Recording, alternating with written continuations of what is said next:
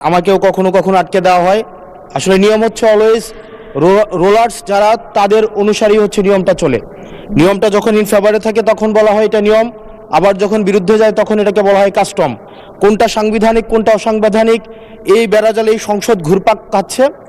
এর মাঝখানে যেহেতু দেবিদ্বার থেকে মানুষ আস্থা রেখে 1,72,000 মানুষ ভোট দিয়ে এই সংসদে পাঠিয়েছে, তাদের পক্ষে 1 মিনিট 18 সেকেন্ড কথা বলছি।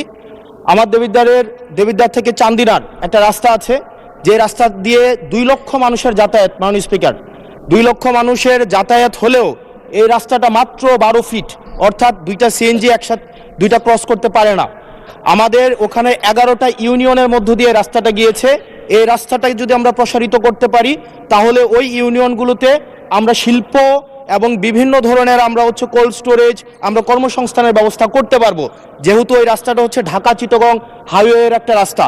এবং এই রাস্তাটা যদি আমরা প্রশস্ত করতে পারি তাহলে আমাদের কুমিল্লা থেকে, আমাদের ঢাকা থেকে যে সিলেটের যে যাতায়াত, সেই যাতায়াত হচ্ছে আমাদের 40 কিলোমিটারের মতো কমে যাবে। মাননীয় স্পিকার, সার্বিক দিক বিবেচনায় কর্মসংস্থান বৃদ্ধি এবং যোগাযোগ হচ্ছে আমাদের 40 কিলোমিটার কমানোর জন্য আমাদের কুমিল্লা, আমাদের দেবিদ্বার থেকে চান্দিনার যে রাস্তাটা আছে সেটা 12 ফিট আছে।